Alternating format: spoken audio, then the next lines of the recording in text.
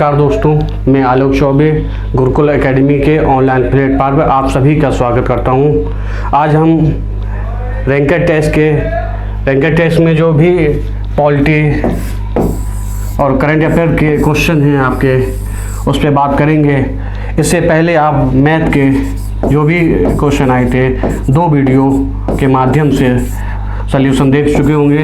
अगर आप सभी ने किसी ने भी नहीं ना देखा हो तो आप जाइए ओम गुरुकुल एकेडमी के ऑनलाइन प्लेटफॉर्म पे, दोनों को अच्छे से देखिए। हिमांशु द्वारा अच्छे से समझाया गया है।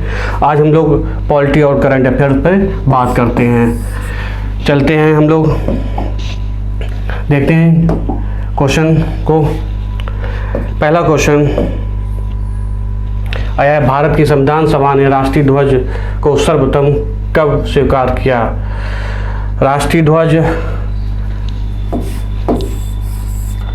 ध्वज की लंबाई और चौड़ाई का आपका अगर रेशियो पूछ लिया जाए तो कितना होता है? रेशियो 3:2। राष्ट्रीय ध्वज के ऊपर जितने भी क्वेश्चन बनते हैं आपके, इस सबसे पहली बात पूछा जाता है इसकी लंबाई और चौड़ाई के रेशियो, और दूसरा बात पूछा जाता है कब इसे भारत सरकार ने स्वीकार किया। सबसे भारत सरकार ने इसे संविधान सभा द्वारा स्वीकार किया गया है, भारत सरकार द्वारा नहीं। सबसे पहले 22 जुलाई कब किया गया? 22 जुलाई 1947 ईस्वी को इसे संविधान सभा द्वारा एक्सेप्ट किया गया। राष्ट्रीय ध्वज में सबसे ऊपर केसरिया रंग, मध्य में सफ़ेद रंग और सबसे नीचे हरे रंग। सबका अपना अलग अलग महत्व है, लेकिन आज हम इसका महत्व नहीं बताएंगे क्योंकि हमें पूरे क्वेश्चन देखने हैं। इसके बीच में एक चक्र है, ये चक्र में 24 तीलियाँ हैं। कितनी हैं? 24 तीलियाँ।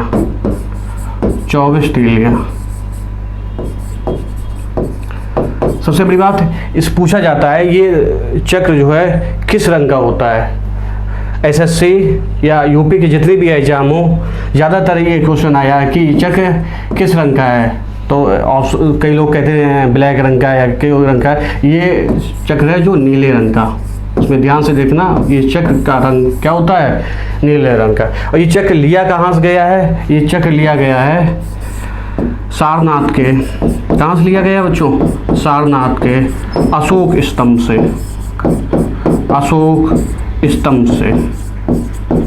कहाँ से लिया गया दोस्तों?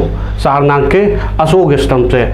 अभी सारनाथ की अशोक स्तंभ की जब बात की जाए तो अभी हाल ही में परसों कौन डेट थी? आज 11 जुलाई को भारत के प्रधानमंत्री माननीय श्री नरेंद्र मोदी द्वारा जो नई संसद भवन का निर्माण हो रहा, उसमें भारत के राष्ट्रीय चिन्ह अशोक स्तंभ के जो शेर होते उसका अनावरण किया गया। कितनी फीट का वो अशोक स्तंभ बना हुआ है? ये बना है 6.5 मीटर लंबा। कितना बना है? ऊंचा, मीटर ऊंचा, लंबा नहीं, 6.5 मीटर बना है। इस पे जो शेर दिखाए गए हैं उस पे विवाद है। अभी एक विवाद ये भी है कि इसमें प्रधानमंत्री नरेंद्र मोदी द्वारा अनावरण किया जा सकता है या नहीं किया। चलो वो बातें हमें नहीं मतलब है। हम लोगों की जानकारी यह है, क्या जानकारी लेनी है कि अभी 11 जुलाई को संसद भवन के ऊपर नरेंद्र मोदी द्वारा अनावरण किया गया है अशोक स्तंभ का। अशोक स्तंभ से क्या लिया गया था? राष्ट्रीय ध्वज चक्र लिया गया है। चक्र किस रंग का होता है? चक्र नीले रंग का होता है। कितनी तीलियाँ होती हैं? 24 तीलियाँ होती हैं। और चक्र और जो राष्ट्रीय ध्वज है, राष्ट्रीय ध्वज की लंबाई चौड़ाई का रेशियो ज़्यादातर पूछा जाता है। रेशियो कितना है? 3:2। इस चक्र में राष्ट्रीय ध्वज में 3 रंग होंगे। सबसे ऊपर केसरिया, मध्य में सफ़ेद, सबसे नीचे हरा रंग। और ये कब संविधान सभा द्वारा लिया गया था? 22 जुलाई 1947। तो दोस्तों इसका आंसर क्या हो गया? 22 जुलाई, ए ऑप्शन। अभी इस क्वेश्चन पर थोड़ा और बात कर लेते हैं हम लोग। राष्ट्रीय चिन्ह से संबंधित या राष्ट्रीय ध्वज कब कब संविधान सभा द्वारा या भारत सरकार द्वारा अपनाया गया है? सबसे पहले एक डेट इसमें दी गई है 26 जनवरी 1950। ये 26 जनवरी 1950 को राष्ट्रीय चिन्ह, क्या जिसके ऊपर अभी विवाद चल रहा है, राष्ट्रीय चिन्ह अपनाया गया है। अभी विवाद चल रहा है, अभी नहीं बताया हमने कि अभी 11 जुलाई को माननीय श्री नरेंद्र मोदी द्वारा संसद के ऊपर, संसद भवन में एक अशोक स्तंभ का उद्घाटन किया गया। उसमें शेर जो दिखाए गए हैं, शेर कैसे होने चाहिए कैसे नहीं होने चाहिए, इस पर विवाद भी चला है। तो राष्ट्रीय चिन्ह कब लिया गया? 26 जनवरी 1950 को। बहुत क्वेश्चन पूछा जाता है ये। इसमें राष्ट्रीय चिन्ह में एक वाक्य लिखा हुआ है, सत्यमेव जयते, सत्यमेव जयते। ये शब्द पूछा जाता है कहाँ से लिया गया है? ये शब्द लिया गया है मुंडकोपनिषद। कहाँ से लिया गया है? मुंडकोपनिषद, मुंडकोपनिषद से लिया गया है। थोड़ा शब्द बोलने में दिक्कत हो रही है। तीसरा बी ऑप्शन इसमें दिया गया है। अच्छा, एक चीज़ जो राष्ट्रीय चिन्ह में चार पशुओं के विवरण मिलते हैं। सबसे पहले मिलता है घोड़ा, मुझे क्रम से नहीं बता रहे हैं। दूसरा मिलता है सांड, एक मिलता है शेर, एक मिलता है हाथी। पूछा जा सकता है निम्न में से राष्ट्रीय चिन्ह में कौन से इनमें से नहीं मिलता है। उसमें ऑप्शन दे दिया जाएगा, घोड़ा, हाथी, सांड या शेर, कोई भी एक अलग हटा के किसी तीसरे का नाम दे दिया जाएगा और आपसे पूछा जाएगा, आपको निशान लगाना रहेगा। ये ज़्यादातर पूछा गया है कि भारत सरकार द्वारा राष्ट्रीय चिन्ह कब अपनाया गया है? 26 जनवरी 1950। इसमें एक ऑप्शन दिया गया है, बी ऑप्शन दिया गया है 26 जनवरी 1949। 26 जनवरी 1949 नहीं, अगर आप 26 जनवरी की बात करते हैं, 26 नवंबर के 26 नवंबर को 1949 को 26 नवंबर 1949 को हमारा संविधान बनके तैयार हुआ था। क्या हुआ था? संविधान किसके द्वारा? संविधान सभा द्वारा। संविधान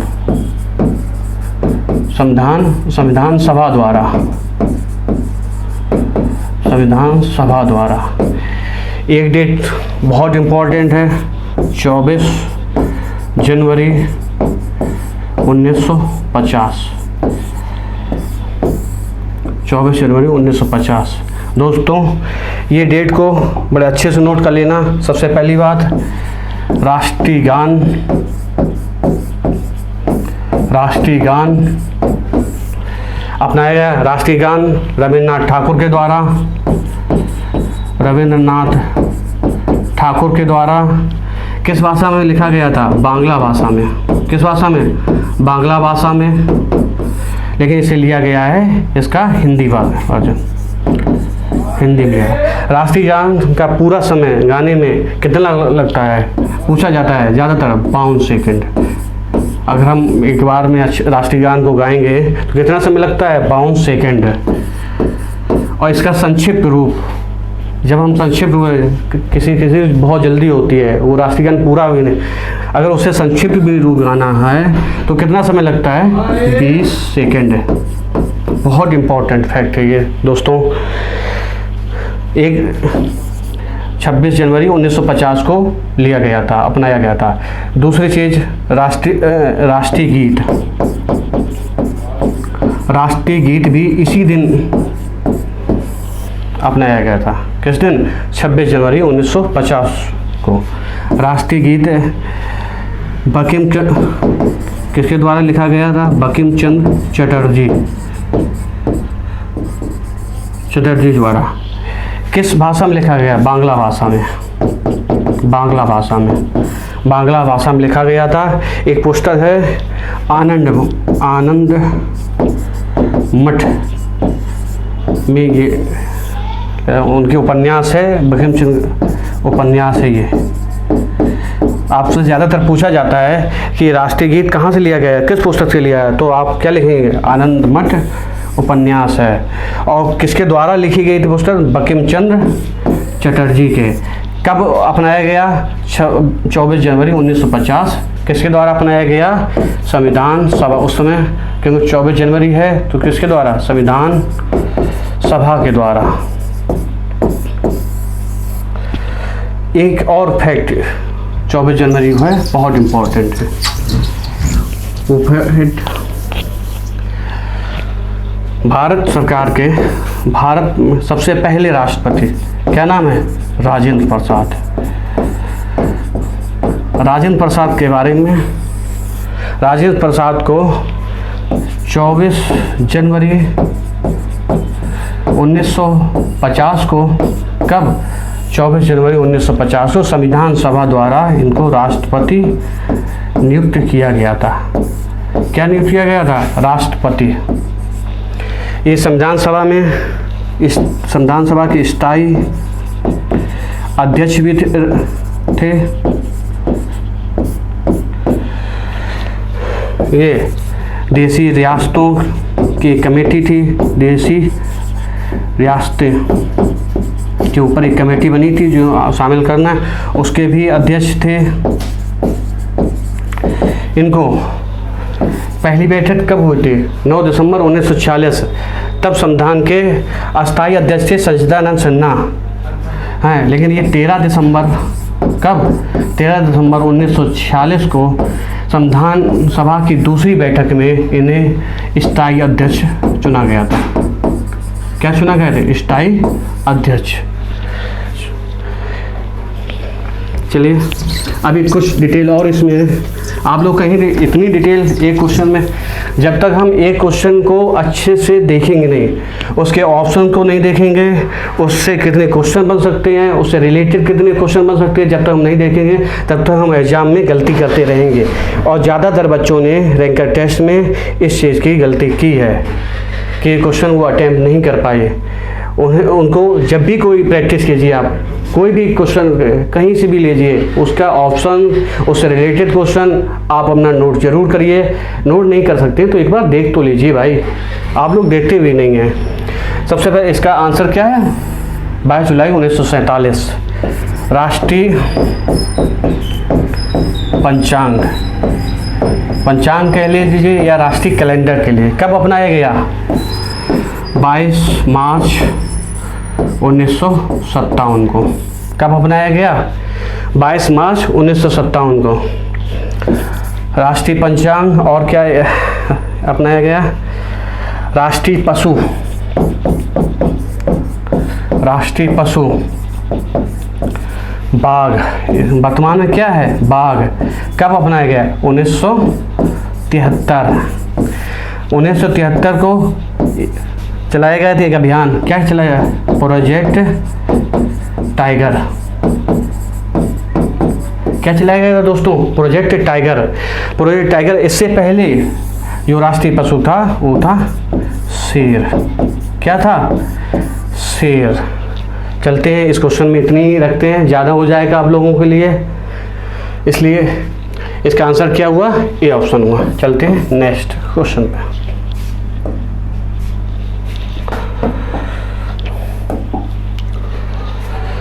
भारत के संविधान उद्देशिका में कितने प्रकार के न्याय की व्यवस्था की गई है? बहुत इम्पोर्टेंट दोस्तों, आप लोगों सभी ने संविधान पढ़ी होगी, जिसने भी नहीं पढ़ी है प्लीज़ एक बार संविधान उद्देशिका, पॉलिटी का सबसे ज़रूरी भाग, अगर पॉलिटी आपको पढ़नी है तो पॉलिटी में, और उसके खासकर संविधान पढ़ना है, संविधान सभा के बारे में पढ़ना है तो उसके उद्देशिका जरूर पढ़नी पड़ेगी।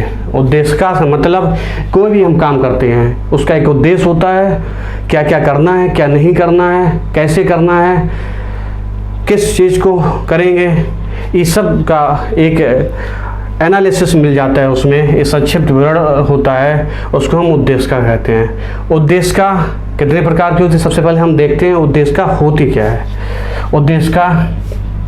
उद्देशिका को आप लोगों ने पढ़ा होगा।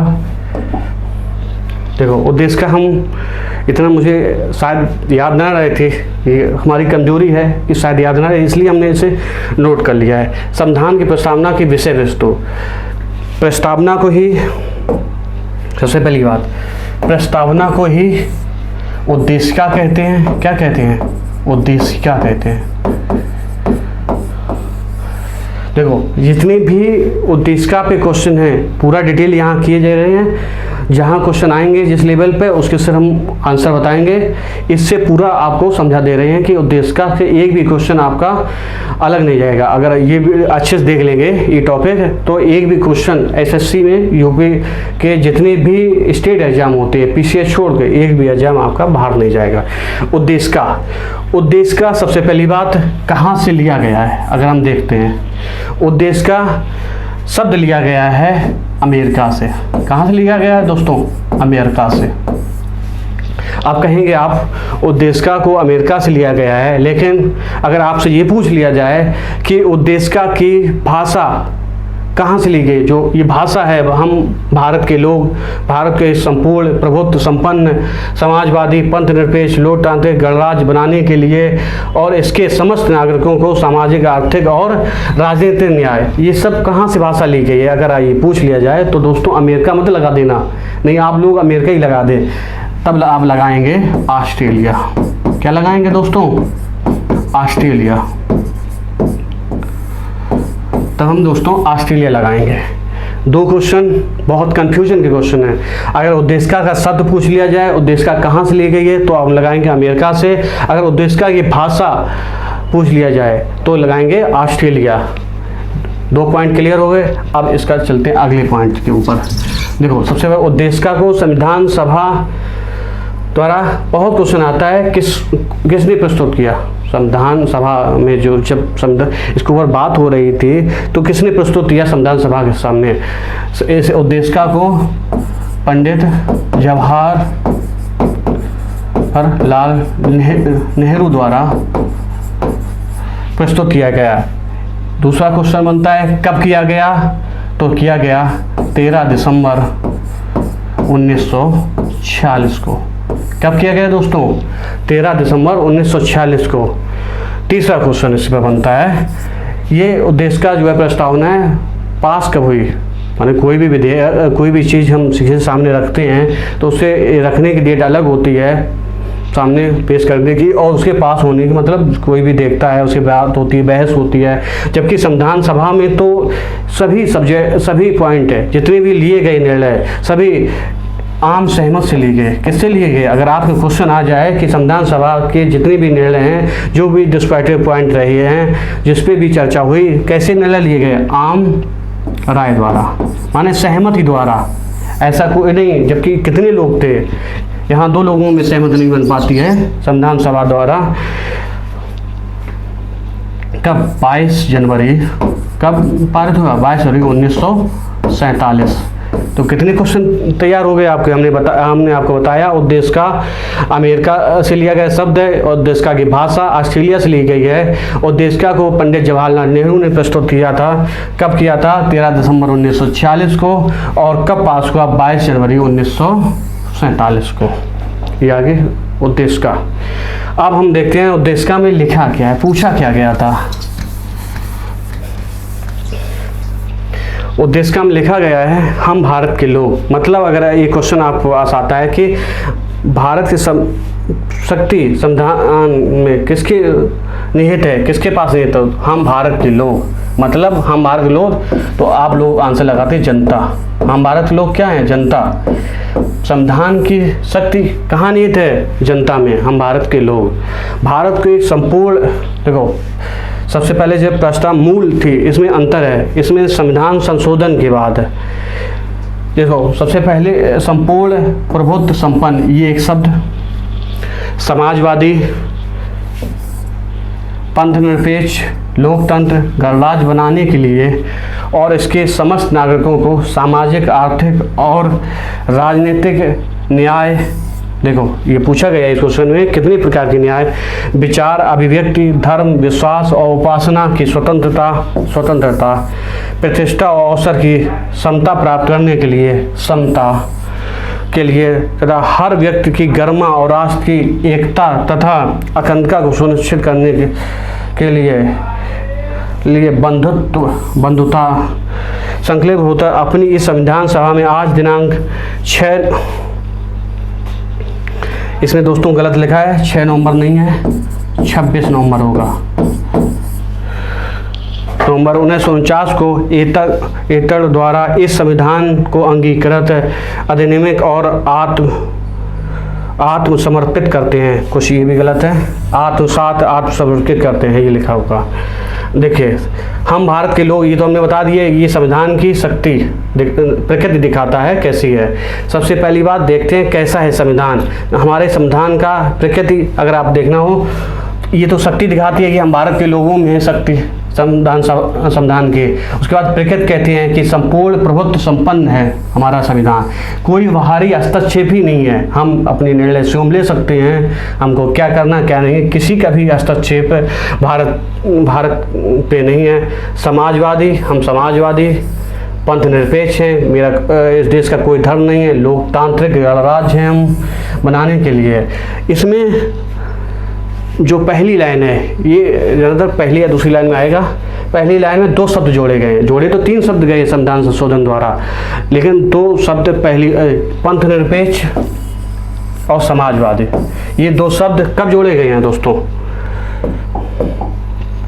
1976 को जोड़े गए हैं, 42वें संविधान संशोधन द्वारा। किस संविधान द्वारा? 42वें संविधान संशोधन द्वारा ये समाजवादी और पंथ निरपेक्ष 2 शब्द जोड़े गए हैं। सबसे पहले अब आइए, एक शब्द जोड़ा गया अखंडता, ये शब्द जोड़ा गया है, ये 6ठे पैराग्राफ में। अगर पूछ लिया जाए किस पैराग्राफ में जोड़ा गया, 1 2 3 4 5 6, इसमें कुछ गलत लिखा है, अपने हिसाब से लिख दिया इन्होंने, लेकिन अगर देखेंगे आप प्रस्तावना बुक में या संविधान वाली किताब में कहीं भी देखेंगे तो ये 6वें पैराग्राफ में, कहाँ पे है? 6वें पैराग्राफ में लिखा हुआ है अखंडता, ये पहला पैराग्राफ में लिखा है। समाजवादी पर 3 शब्द जोड़े गए हैं।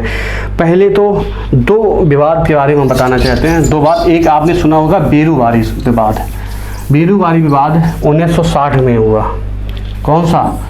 बेरूबारी विवाद कब हुआ? 1960 में। इसमें उद्देशिका को संविधान का भाग नहीं माना। क्या नहीं माना? इन्होंने इस बात में निर्णय दिया गया कि उद्देश्य का संविधान का भाग नहीं है। क्या बोला गया? संविधान का भाग नहीं है,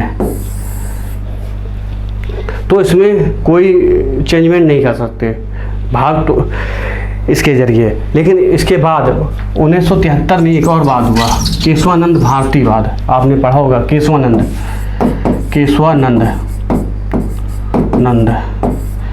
कब आया? 1973 में।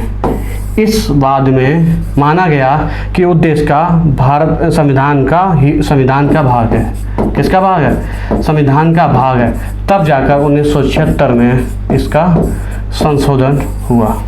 ठीक, 2 शब्द जोड़े गए। अगर आपको पूछा जाए, अभी एक क्वेश्चन पूछा गया है, इसमें मूल प्रस्तावना में कौन से शब्द दिए गए हैं? एक ये दिया गया है संपूर्ण प्रभुत्व संपन्न, एक दिया गया है लोकतांत्रिक, एक दिया गया गणराज्य। 3 शब्द दिए गए हैं, 2 शब्द ही जोड़े गए हैं। तो एक क्वेश्चन होगा आपका इस रैंक के टेस्ट में कि मूल संविधान जब आया था उसके उद्देशिका में कौन से शब्द थे, तो क्रम से लगाना था, दिए थे, आपको ऑप्शन लगाना था। ठीक, अब जो क्वेश्चन है उस पर बात करते हैं हम लोग। बात क्या करते हैं? इस क्वेश्चन में पूछा गया न्याय कितने प्रकार की दी गई है। देखो क्या है, न्याय ये दी गए, न्याय कितने प्रकार के दी गए। सामाजिक न्याय की बात की गई है कि समाज में न्याय बराबर होगा, कैसा हो समाज के। आर्थिक के तौर पर न्याय की बात की गई और राजनीतिक न्याय की बात की गई है। तो आप पे जब भी क्वेश्चन पूछा जाए कि न्याय कितने प्रकार की है, न्याय कितने प्रकार के, 3 प्रकार की दी गई है दोस्तों। कितने प्रकार के न्याय दी गई है? 3 प्रकार के। अगर आपसे आज न्याय पूछा है, कल और पूछ सकता है। स्वतंत्रता, ये उद्देश्य है। क्या उद्देश्य है? न्याय बराबर होना चाहिए। दूसरा उद्देश्य क्या है? स्वतंत्रता मिलनी चाहिए। स्वतंत्रता कितने प्रकार की मिलनी चाहिए? एक तो विचारों की मिलनी चाहिए। किसकी मिलनी चाहिए? विचार प्रस्तुत हम करते हैं उनके मिलने। अभिव्यक्ति की मिलनी चाहिए, अभिव्यक्ति हम किसी भी धर्म की मिलनी चाहिए, हम धर्म विश्वास किस पे हम भरोसा करें या ना करें, उपासना हम की मिलती। ये 5 प्रकार के, कितने? 1 2 3 4 5 प्रकार के। अगर स्वतंत्रता की बात आ जाए कि उद्देशिका में स्वतंत्रता के कितने प्रकार दिए गए हैं? 5 प्रकार। कितने दिए गए हैं दोस्तों? 5 प्रकार दिए गए। उसके बाद आ जाए समता, समानता कितने प्रकार की दी गई है दोस्तों? देखो, समता दी गई है। प्रतिष्ठा मतलब स्टेटस है, अवसर हमें कितने मिलते हैं किसी चीज़ के लिए। एक तो अपना स्टेटस बनाए रखिए हम, जैसे हम हैं। एक अवसर, हमें हर चीज़ जो भी हम करना चाहें उसका अवसर हमें मिलते रहे। अगर अवसर समता की बात की जाए तो 2 प्रकार की बात की गई है। कितने प्रकार की? 2 प्रकार की। आगे एकता, अखंडता, बंधुत्व की बात की गई है। और 26, अभी इसे हमने करेक्शन आपको कराई था, 26 नवंबर 1949 को लिया गया है। शायद इससे आप उद्देशिका के जितने भी क्वेश्चन हैं सभी आपके सॉल्व हो जाएंगे। चलते हैं नेक्स्ट क्वेश्चन पे। नहीं, इसी के क्वेश्चन जो था उसका आंसर देख लेते हैं हम।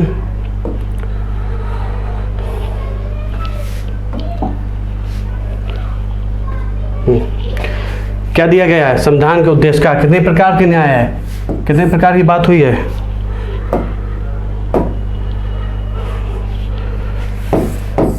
3, सामाजिक, आर्थिक और राजनीतिक। सामाजिक, आर्थिक और राजनीतिक। चलते हैं नेक्स्ट क्वेश्चन पे।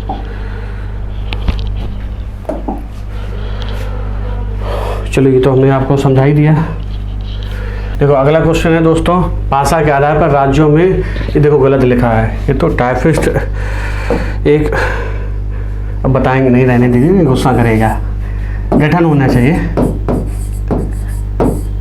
हेतु राज्य पुनर्गठन आयोग की स्थापना कब की गई? देखो, राज्य पुनर्गठन आयोग राजेंद्र प्रसाद द्वारा एक बनाया गया एसके धर आयोग 1947 में 1947 में बनाया गया। 1948 में अपनी रिपोर्ट सौंपी, लेकिन इन्होंने भाषा के आधार पर ना करके प्रशासनिक और भौगोलिक आधार पर राज्यों की बांटने की वकालत की। इसके बाद एक कमेटी गठित की गई, उसका नाम था JVP, जवाहरलाल नेहरू, वल्लभ भाई पटेल और पट्टाभी सीतारमैया। इन्होंने 1994 में इनको बात को गलत ठहरा दिया। इन्होंने कहा नहीं, भाषा से आधार पर होनी चाहिए। उसके बाद एक नाम है पोट्टी श्री रामल्लु। इन्होंने हड़ताल के 26 दिन हड़ताल के बाद ये इनकी मृत्यु हो गई। इसके मृत्यु के बाद भारत सरकार दबाव आ गई, तो आनन फानन कब 1 अक्टूबर 1953 को आंध्र प्रदेश राज्य का गठन करता है। किसका? AP, मतलब आंध्र प्रदेश का। इसके बाद इन्होंने एक आयोग बनाया, उस आयोग का नाम है फजल अली आयोग। क्या नाम है? अली आयोग। कब बनाया? 1953 में। इन्होंने भाषा के आधार पे बात स्वीकार कर ली, भाषा के आधार पे होना चाहिए। उसके बाद एक राज्य पुनर्गठन आयोग, अधिनियम 1956 आया। इस पुनर्गठन अधिनियम के बाद टोटल कितने राज्य अस्तित्व में आए? 14 राज्य और प्लस 6 केंद्र शासित राज्य। मूल संविधान में भारत के राज्यों को 4 वर्गों में बांटा गया था। कितने मत है? 4 राज्यों में, 4 राज्यों में बांटा गया। जब इस अधिनियम के जरिए इस कंडीशन को क्या कर दिया गया? समाप्त कर दिया गया। 4 भागों में, 4 राज्यों में नहीं, 4 भागों में बांटा गया था, इसे ख़त्म कर दिया गया। उसमें था, एक था भारत, ऐसा राज्य जहाँ भारत में ब्रिटेन की शासन हो, एक ऐसा राज्य जहाँ विधानमंडल हो, हैं, उसके बाद आयुक्त हो, एक चौथा था उसमें सिर्फ अंडमान निकोबार द्वीप की बात थी। चलो वो ज़्यादा आप लोगों के लिए नहीं है, वो पूछा भी नहीं है। ज़्यादा इतना पूछा जाएगा कितने भागों में विभक्त था, तो 4 भागों में विभक्त था। अब आपको बात समझ में आई। देखो क्वेश्चन क्या पूछा जाता है, आप भाषा के आधार पर राज्य पुनर्गठन आयोग की स्थापना पूछें तब तो ये आंसर लगाएंगे 1953। अगर आपको राज्य पुनर्गठन अधिनियम की बात की जाए तो क्या आंसर लगाएंगे? 1956। इसमें बहुत कंफ्यूजन होता है दोस्तों, इसलिए बड़ा अच्छे से देख लेना। चलते हैं नेक्स्ट क्वेश्चन पे।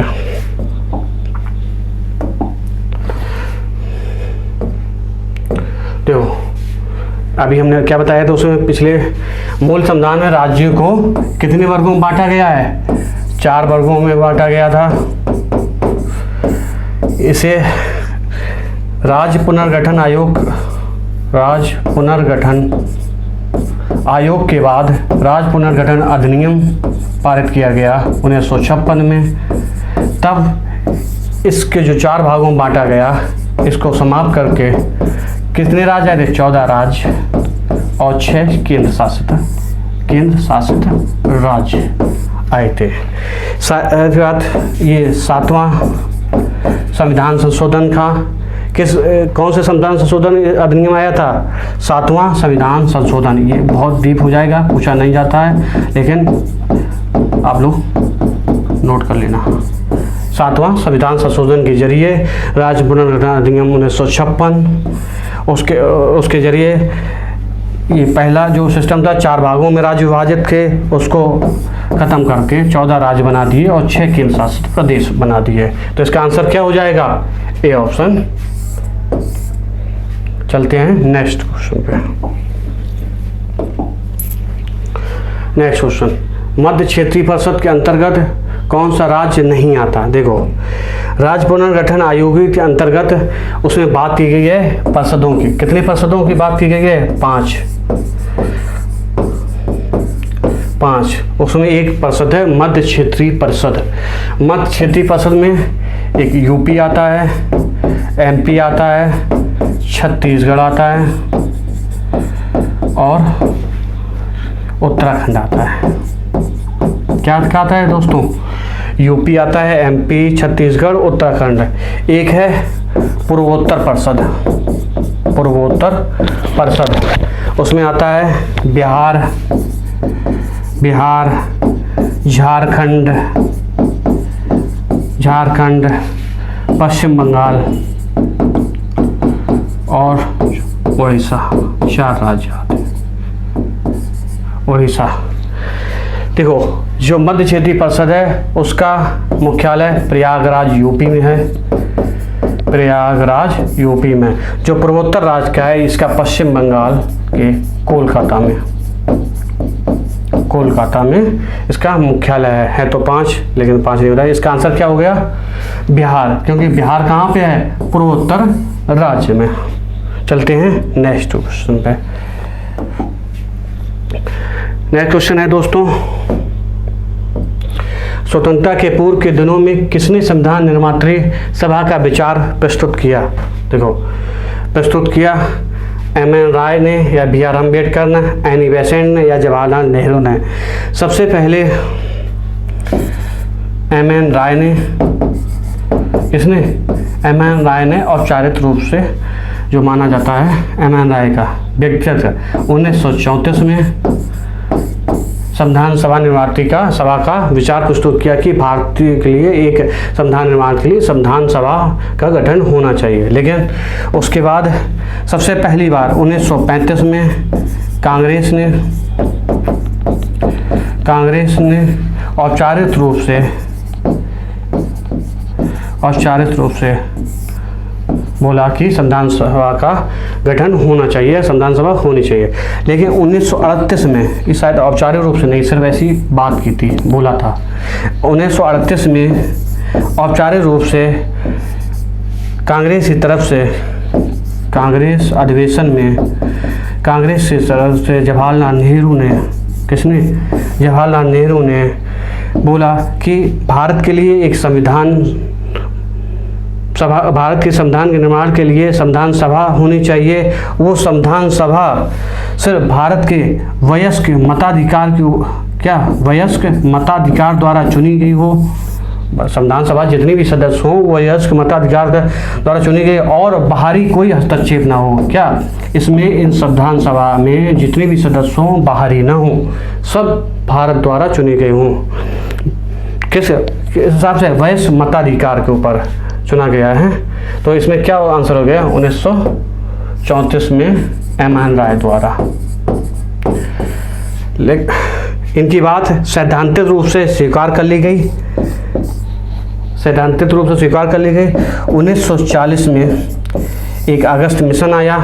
अगस्त मिशन ने जो प्रस्ताव दिया उसमें मुस्लिम लीग और कांग्रेस दोनों असंतुष्ट थे, क्योंकि इसमें दो राष्ट्रों की बात नहीं मानी गई, इसलिए मुस्लिम लीग असंतुष्ट है। इसलिए इसके बाद, उसके बाद एक आई 1946 में कैबिनेट मिशन, उसमें जो प्रस्ताव दिया तो काफ़ी हद तक मुस्लिम लीग भी इसमें शामिल हो गई। इसलिए संविधान सभा का निर्माण, संविधान सभा के सदस्य, संविधान सभा का गठन किस हिसाब से किया जाए पूछा जाए तो आप लोग क्या बताएंगे? कैबिनेट मिशन या मंत्रिमंडल, कैबिनेट मिशन या मंत्रिमंडल मिशन या मंडलीय मिशन, जो भी दिया जाए। 1940 इस हिसाब से संविधान सभा का गठन हुआ, उसके सदस्यों का चुनाव हुआ। कितने सदस्य होने चाहिए? 389 सदस्य की बात हुई थी, उसमें 389 सदस्य की बात हुई, उसमें रियासतों की भी बात हुई थी। भारत ब्रिटिश पे, ब्रिटिश का अधिकार था भारत राज्यों में, उनके कितने होने चाहिए, देसी रियासतों के कितने होने चाहिए, मुस्लिम लीग के कितने होने चाहिए, जितना भी हिसाब किताब था सब कैबिनेट मिशन के आधार पे हुआ था। तो इसका आंसर हो गया ए। चलते हैं नेक्स्ट क्वेश्चन पे। नेक्स्ट क्वेश्चन क्या दिया गया है दोस्तों? भारत में संविधान सभा का निर्माण किस योजना के अंतर्गत? देखो अभी हमने बताया क्या, मंत्रिमंडल, इसे कैबिनेट मिशन भी कहते हैं। क्या कहते हैं? Cabinet mission, cabinet mission. आप देखो एक क्वेश्चन जोड़ के देखा करिए, उसके ऑप्शन को। वेवेल योजना है, ये वेवेल योजना होगी, वेवेल योजना होगी, मन बाकी जगह वाप हो गया, वेवेल योजना। 1943 में, अक्टूबर 1943 में ये योजना, शिमला सम्मेलन जून से लेके जुलाई तक, अभी 1945 को, ये 43 को, ये 45 को, ठीक। इसका आंसर हो गया मंत्रिमंडलीय।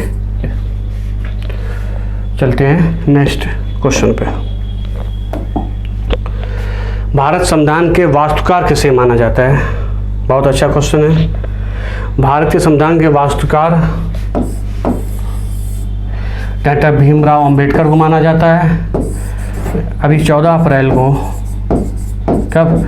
14 अप्रैल को अंबेडकर जयंती पड़ती है, मतलब अंबेडकर जी का जयंती पड़ती है, अंबेडकर जी का जन्मदिन पड़ता है, तो अंबेडकर जयंती मनाई जाती है। उस दिन तमिलनाडु सरकार ने, किस सरकार ने? तमिलनाडु सरकार ने समानता दिवस मनाया। क्या मनाया? समानता दिवस मनाने की घोषणा की। इसमें राजेंद्र प्रसाद के बाद ये स्थायी अध्यक्ष थे, उसके बाद देसी रियासतों के थे, ये नियम समिति के अध्यक्ष भी थे, कार्य संचालन समिति के अध्यक्ष थे, बी.एन. राव ये संवैधानिक सलाहकार भी थे। क्या थे? संवैधानिक सलाहकार भी थे दोस्तों। महात्मा गांधी का कोई संविधान सभा में गठन में, संविधान के निर्माण में कोई रोल नहीं था, इन्होंने अपने आप को बाहर रखा था। चलते हैं, इसका आंसर क्या हो गया? बी आंसर हो गया। चलते हैं नेक्स्ट क्वेश्चन पे। नेक्स्ट क्वेश्चन दोस्तों, निम्नलिखित में से कौन सा एक भारतीय संविधान के पहली अनुसूची का प्रावधान नहीं है? देखो थोड़ा ये क्वेश्चन अच्छा नहीं है, मतलब इसकी भाषा अच्छी नहीं ली गई है, पूछना कुछ और है, लेकिन फिर भी आंसर इसका आएगा, क्योंकि भाग 1 में सिर्फ राज्य, संघ राज्य क्षेत्र और राज्यों के नाम का वर्णन किया, इसका कोई वर्णन नहीं किया गया है। अनुसूची बात की गई है, हाँ अनुसूची। ये क्वेश्चन नागरिकता, ये इस जगह भाग होना चाहिए, अगर अच्छा क्वेश्चन आप बात करते हैं तो भाग 1 होना चाहिए, लेकिन अनुसूची दिया तो अनुसूची फर्स्ट में नागरिकता का वर्णन नहीं दिया गया, और इनका वर्णन दिया गया, नागरिकता का वर्णन नहीं दिया गया, इसके लिए आंसर हो जाएगा डी ऑप्शन। चलते हैं नेक्स्ट क्वेश्चन। नेक्स्ट क्वेश्चन है दोस्तों, जब भारतीय संविधान तैयार किया गया तब संविधान सभा की प्रस्तावना में भारत को क्या कहा गया था? अभी हमने बताया था आपको क्या उसमें किया गया, उसमें कहा गया था संप्रभु, लोकतांत्रिक और गणराज्य। देखो इसमें समाजवादी, पंथ निरपेक्ष और अखंडता, ये 3 शब्द 1976 में 42वें संविधान संशोधन द्वारा जोड़े गए थे। कब जोड़े गए? 42वें संविधान संशोधन द्वारा जोड़े गए। तो इसका आंसर क्या हो जाएगा? देखो उसके बाद संप्रभु, समाजवादी, धर्मनिरपेक्ष, लोकतांत्रिक ये होना चाहिए, लेकिन धर्मनिरपेक्ष नहीं था, पंथ निरपेक्ष था। ये इस समय है, अगर पंथ निरपेक्ष कर दें हम इसको तो इस समय ये पूरा है, ठीक, इसलिए आंसर बी। चलते हैं नेक्स्ट क्वेश्चन पे दोस्तों। इंडिया अर्थात भारत राज्यों का एक संघ होगा। यूनियन शब्द किस एक संविधान से लिया गया है? दोस्तों यूनियन शब्द किससे लिया गया है? कनाडा से। यूनियन मतलब संघी, कहाँ से लिया गया है? कनाडा से। ऑस्ट्रेलिया से क्या लिया गया है? समवर्ती सूची ली गई है। व्यापार लिया गया है, व्यापार, वाणिज्य, संयुक्त अधिवेशन जो राष्ट्रपति बुलाता है दोनों सदनों का जो संयुक्त अधिवेशन राष्ट्रपति बुलाता है वो लिया गया है। आयरलैंड से नीति निर्देशक तत्व लिए गए हैं, और राष्ट्रपति का चुनाव लिया गया है, किस एक संवृत्ति जैसे होता है। राज्यसभा में जो मनोनीत होते हैं, राज्यसभा में 12 उनको लिया गया है। और अमेरिका से क्या क्या लिया गया है दोस्तों? एक तो मूल अधिकार लिए गए हैं, पुनर्वालोकन लिया गया है, और महाभियोग लिया गया है राष्ट्रपति पे, सारी चीज़ें ली गई हैं। तो इसमें क्या पूछा गया था? भारत राज्यों का एक संघ है, माने यूनियन होगा। यूनियन शब्द माने संघीय शब्द कैसे लिया गया? कनाडा। इसका आंसर हो जाएगा सी।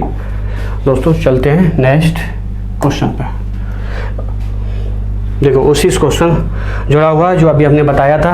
देखो समवर्ती सूची क्या बताया था? समवर्ती सूची बताया था ऑस्ट्रेलिया से लिया गया है। संघीय शासन प्रणाली ये नहीं बताया था। संघीय शासन प्रणाली और एकल नागरिकता, जो नागरिकता है अपनी, नागरिकता कह लीजिए, नागरिकता कहाँ से लिया गया?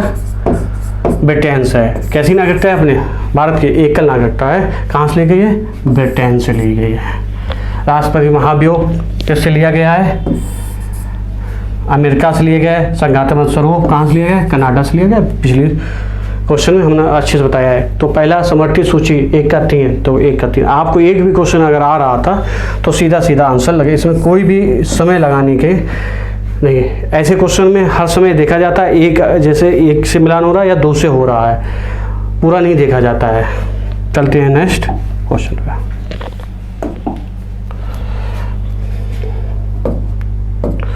निम्न में से कौन एक क्रमानुसार सही है जिसे भारतीय संघ में पूर्ण राज्य का दर्जा प्राप्त हुआ है? अच्छा क्रम से लगाना है।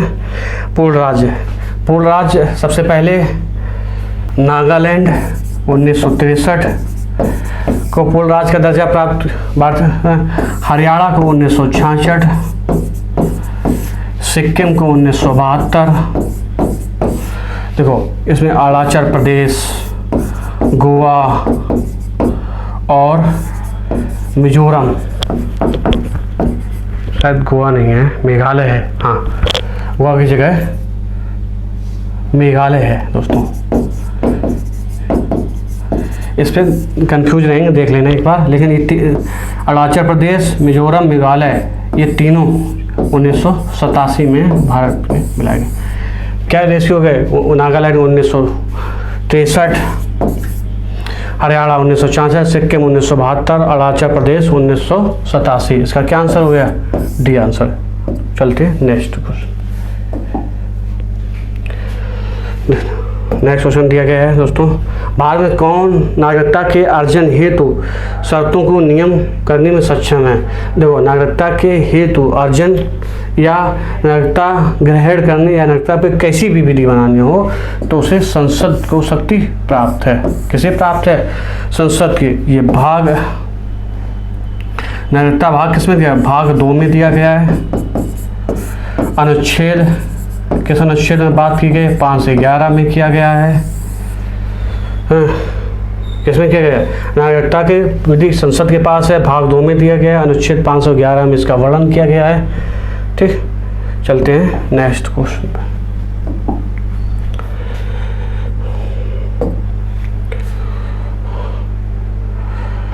सूची फर्स्ट तथा सूची सेकंड को सुमेलित कीजिए। सूची के तो देखो, इसमें नियंत्रक परिषद की स्थापना कब की गई? नियंत्रक परिषद ये की गई पिट्सा 1784 अधिनियम जो था उसमें इसकी स्थापना की गई थी। और 1784 में व्यापार और राजनीतिक ये दोनों को अलग कर दिया गया था। और 1784 में कंपनी की किसी भी अधिकारी को भारत की किसी भी जनता से या किसी से भी गिफ्ट उपहार लेने की मनाही करती थी कि कोई भी किसी भी तरीके का उपहार नहीं लेगा। कंपनी का कोई भी अधिकारी या कुछ हैं। 2 चीज़ें समझ लीजिए, 1784 में इसके नियंत्रक परिषद की स्थापना की गई है। उसके बाद व्यापार और राजनीतिक अलग अलग कर दिया गया। और एक और इसे रोक लगा दी गई कि कोई भी कंपनी का अधिकारी भारत की जनता से उपहार या गिफ्ट नहीं लेगा। अब सर्वोच्च न्यायालय की स्थापना 1773 अधिनियम में हुई थी, जिसे नियामक अधिनियम भी कहते हैं। इसमें एक स्थापना की गई थी 4 सदस्यीय बोर्ड की। उसके जरिए और सबसे बड़ी बात, इसके गवर्नर को, बंगाल के गवर्नर को गवर्नर जनरल बना दिया गया था। क्या? गवर्नर जनरल बना दिया गया था। तो पहले गवर्नर जनरल का नाम क्या था बंगाल के? Warren Hastings. क्या नाम था दोस्तों? वारेन हेस्टिंग बना दिया गया था। क्या? सर्वोच्च न्यायालय स्थापना भी 1773 भी एक बोर्ड की स्थापना हुई, उसमें 4 सदस्य थे। और इसके जरिए बंगाल के गवर्नर को गवर्नर जनरल बना दिया गया। पहला गवर्नर जनरल वारेन हेस्टिंग था। इंग्लिश मिशनरियों को भारत आना दोस्तों, इंग्लिश मिशनरी भारत आना माने भारत में ईसाईकरण का प्रसार विस्तार के लिए अनुमति दी गई। किसमें दी गई? 1813 में। 1813 में दो तीन चीज़ें और हुई अच्छी। कैसे क्या हुई? एक तो इंग्लिश मिशनरियों को भारत आने का छूट मिल गई। दूसरा, व्यापार में चाय और चीनी को छोड़कर पूरा एक अधिकार अलग हटा दिया गया, मतलब कोई भी व्यापार कर सकता है ये बोला गया। दूसरी बात है, भारतीयों की सुरक्षा पर 1 लाख रुपए तक खर्च किया जा सकता है। कितना किया जा सकता है? 1 लाख रुपए तक खर्च किया जा सकता है। ये बात भी की गई। अब देखो, गवर्नर जनरल के परिषद में कानूनी सदस्यों की नीति, एक विधि आयोग की स्थापना हुई। किसके? 1833 एक्ट के तहत भाई विधि आयोग, जो विधि आयोग का अध्यक्ष था या सदस्य कह लीजिए उसे, वो मैकाले था, प्रथम विधि आयोग का बात करते हैं। तो इसमें क्या हुआ? इसमें चीनी और चाय पर भी एकाधिकार खत्म कर दिया गया। किस पे ख़त्म कर दिया जाए? चीनी और चाय पे भी एकाधिकार ख़त्म कर दिया गया इस अधिनियम के तहत। तो हमने क्या क्या बताया? नियंत्रण परिषद की स्थापना का मिलाएंगे तो हम 1784 कराएंगे। जब 1 का 2 देखते हैं, 1 का 2 तो ये ख़त्म हो गया, ये ख़त्म हो गया। उसके बाद बी का, क्योंकि स्थापना किसमें बताई गई? 73 बताई थी, बी का 1, तो बी का 1, तो इसका आंसर बी हो जाएगा और कोई इससे भी मतलब नहीं, जबकि हमने आपको बता अच्छे से दिए हैं, नोट कर लेना। चलते हैं नेक्स्ट क्वेश्चन पर।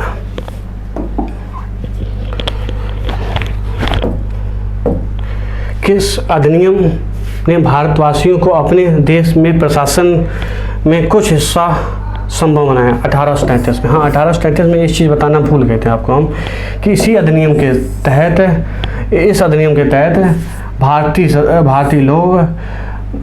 भारतीय लोग जिसमें इसमें प्रशासन में भाग ले सकते थे। कुछ छूट दी गई थी, अब कितनी छूट दी तो वो तो उस समय के लोग जाने। चार्टर एक्ट 1800, ये वाला गवर्नर ऑफ इंडिया एक्ट 1858 को ये सीधे क्राउन के जो कंपनी है क्राउन के हाथ में चली गई, मतलब ब्रिटिश जो है, क्योंकि 1857 में जो विद्रोह हुआ था, 1857 में विद्रोह के चलते ये एक एक्ट आया। इस एक्ट के जरिए कंपनी का पूरा हाथ, पूरा प्रशासन, राजनीतिक, व्यापारिक जैसा भी है, सब क्राउन के हाथों में चला गया। इसमें एक भारत को सचिव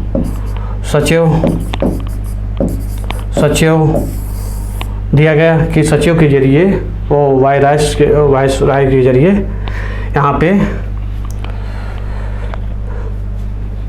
शासन करेंगे। क्या करेंगे? British crown. चलते हैं, इसका आंसर ए हो गया। चलते हैं नेक्स्ट क्वेश्चन। तो निम्नलिखित कौन सा अगस्त 1946 में गठित प्रथम आंतरिक राष्ट्रीय सरकार का सदस्य नहीं था? देखो दोस्तों, सबसे पहली आंतरिक सरकार कब गठन किया गया? 1946 में 24 अगस्त 1946 को घोषणा की गई कि हम आंतरिक सरकार बनाएंगे, जवाहरलाल नेहरू द्वारा। उसके बाद 2 सितंबर, देखो घोषणा के कब की गई? 24 अगस्त 1946 को। गठन कब हुआ सरकार का? 2 सितंबर 1946। देखो गठन हुआ, उस समय इस सरकार में मुस्लिम लीग शामिल नहीं थी। क्या नहीं थी शामिल? मुस्लिम लीग।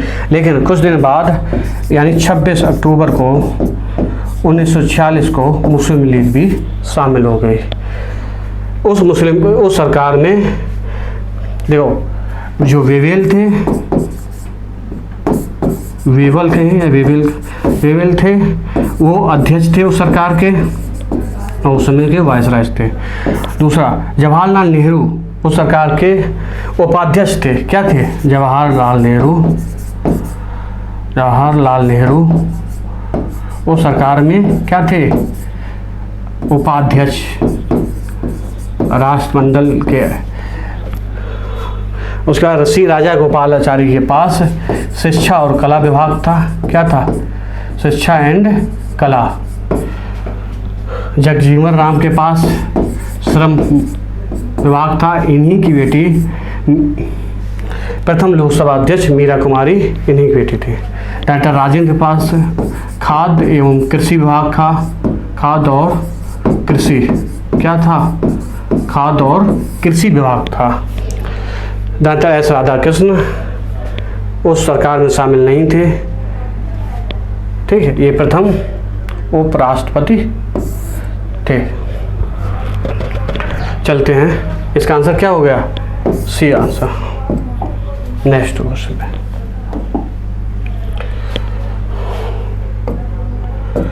संविधान सभा में उद्देश्य प्रस्ताव में निम्न में से किस एक द्वारा प्रस्तुत किया गया? देखो हम पहले बता चुके हैं किसके द्वारा प्रस्तुत किया गया? जवाहरलाल नेहरू द्वारा। कब दिया गया? 13 दिसंबर 1946। कब पास हुआ? 22 जनवरी 1947 को। इसका आंसर क्या हो गया? बी आंसर है। चलते हैं नेक्स्ट क्वेश्चन पे। संविधान सभा के निम्नलिखित में से किस प्रमुख समिति की अध्यक्षता वल्लभ भाई पटेल की थी? तो वल्लभ भाई पटेल ने मूल अधिकार को लेकर की थी, एक मूल अधिकार की थी, एक थी अल्पसंख्यक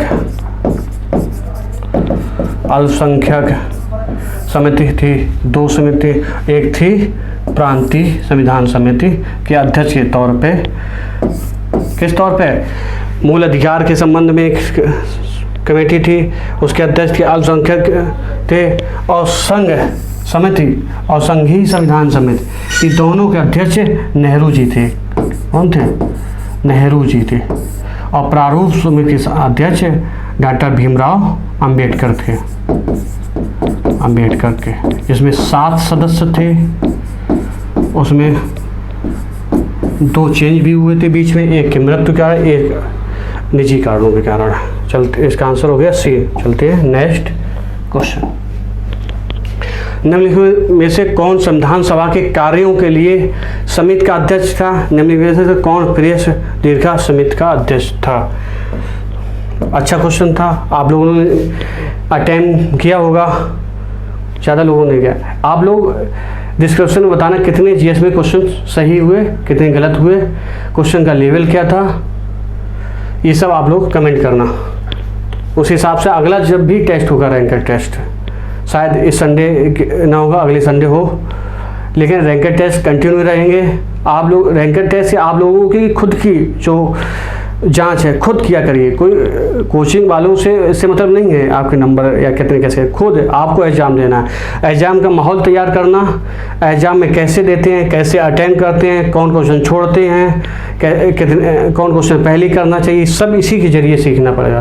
तभी आप सीधे सीधे टेस्ट देते नहीं हैं इस प्रकार के, सीधे एग्ज़ाम में पहुँच जाते हैं, फिर गलती करके आ जाते हैं, फिर बोलते हैं सर 2 क्वेश्चन या 3 क्वेश्चन या पहले ये कर लेते तो हो जाता, ये क्वेश्चन करने में फंस गए, ये क्वेश्चन ने बहुत समय ले लिया। तो क्या छोड़ा जाता है, क्या किया जाता है, ये सब इसी टेस्ट के जरिए सीखा जाता है। इसलिए सभी लोग रैंकर टेस्ट को या कोई भी टेस्ट सीरीज को अच्छे से दिया करें, अच्छे माहौल में दिया करिए।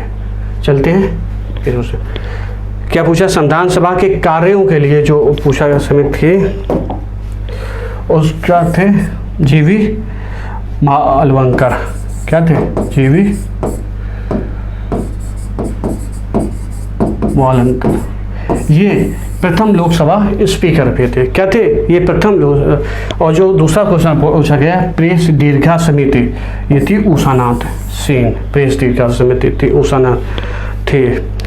ये जो अल्लादी कृष्णा स्वामी दिए थे, ये प्रत्यायक समिति के अध्यक्ष थे समिति के। ये नलिनी निरंजन सरकार, ये कोई वित्तीय को लेकर के क्या पूरा क्लियर नहीं आ रहा है, लेकिन वित्तीय को लेकर ये समिति उसकी अध्यक्ष थी, लेकिन ये सदस्य नहीं थी संविधान सभा के। ये बहुत इंपॉर्टेंट है, ये संविधान सभा की सदस्य नहीं थी नलिनी निरंजन सरकार। चलते हैं, इसका ऑप्शन क्या हो गया? D option. चलते हैं नेक्स्ट क्वेश्चन पे।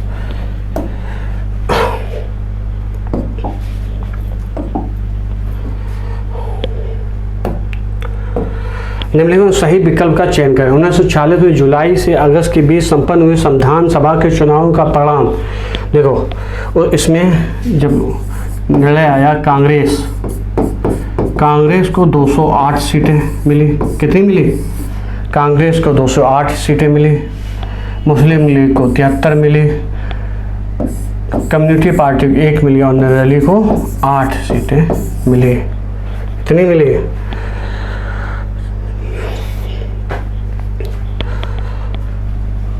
निर्दलीय को 8 सीटें। तो इसमें क्या सही है? फर्स्ट और सेकंड, क्योंकि मुस्लिम लीग को 73, कम्युनिस्ट पार्टी को 1, निर्दलीय को 8 सीटें मिली। तो ऐसा ए हुआ।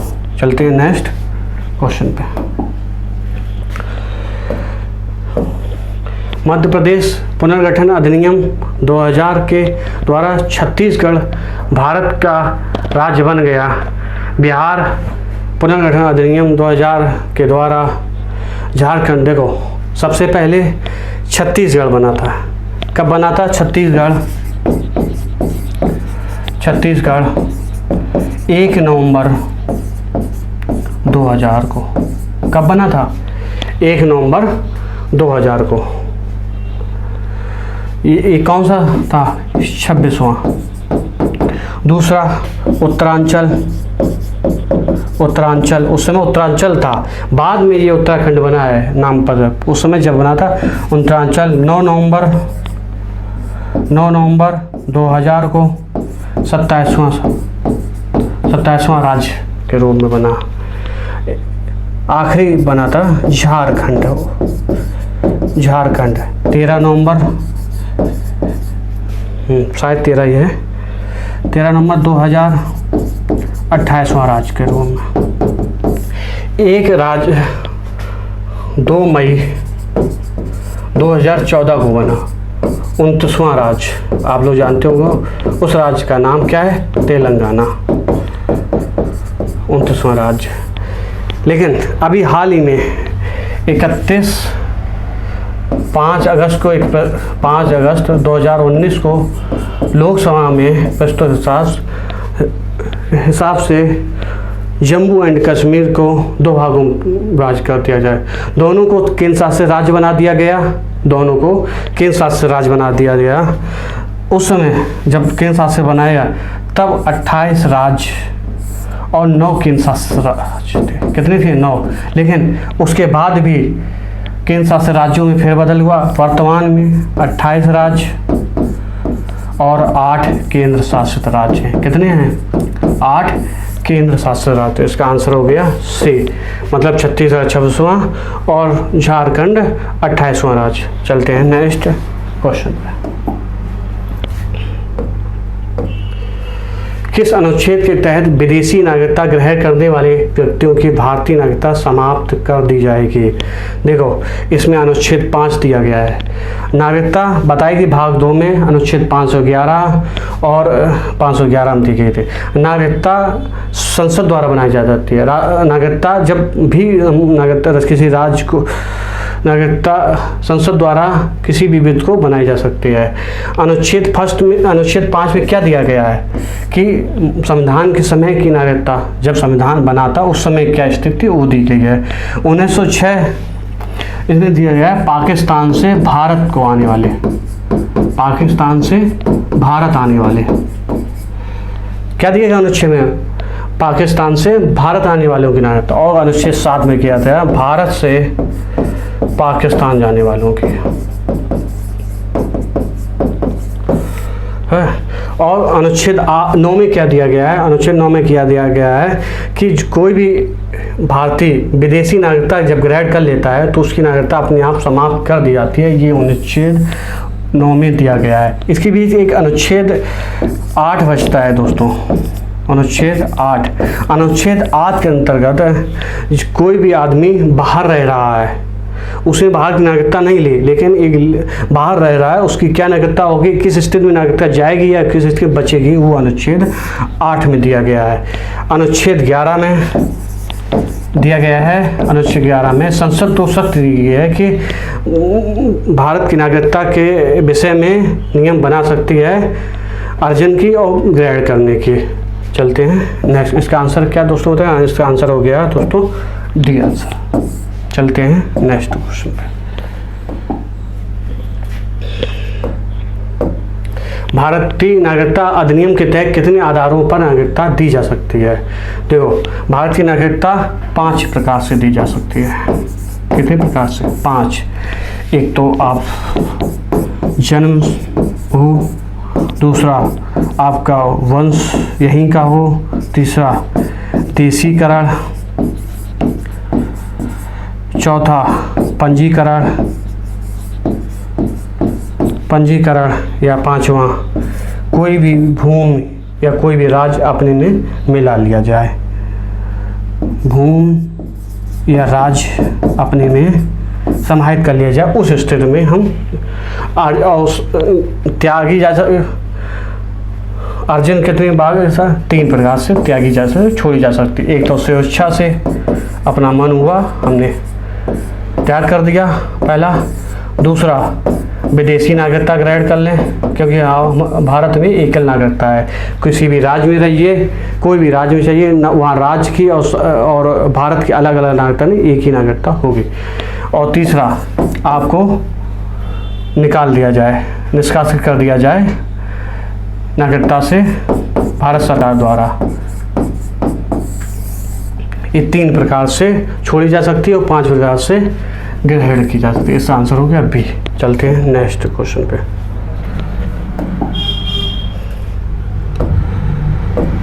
संविधान के किस अनुच्छेद के तहत संसद को नागरिकता पर कानून की शक्ति दी गई? अभी हमने बाकायदा पिछले क्वेश्चन में आपको बताया किस में दी गई, तो अनुच्छेद 11 में। अनुच्छेद 6 में पाकिस्तान से भारत, अनुच्छेद 8 में विदेशों में रह रहे नागरिकों के लिए, और अनुच्छेद 5 संविधान, मूल संविधान के समय जिसमें लागू उस समय क्या नागरिकता होगी उसका वर्णन दिया गया है। चलते हैं नेक्स्ट क्वेश्चन। चलिए, आज का वीडियो मैंने बोला था करंट अफेयर के और क्वेश्चन डालने के लिए, लेकिन करंट अफेयर के नहीं डाले गए। आज नेक्स्ट वीडियो में आपके लिए करंट अफेयर के जो कोई भी क्वेश्चन हैं वो आपको बता देंगे। आज तक के लिए यही है। आप लोग अच्छे से पढ़िए, रैंक का टेस्ट सभी लोग दीजिए और उनका अपना खुद से एनालिसिस कीजिए कि क्या एनालिसिस खुद का है।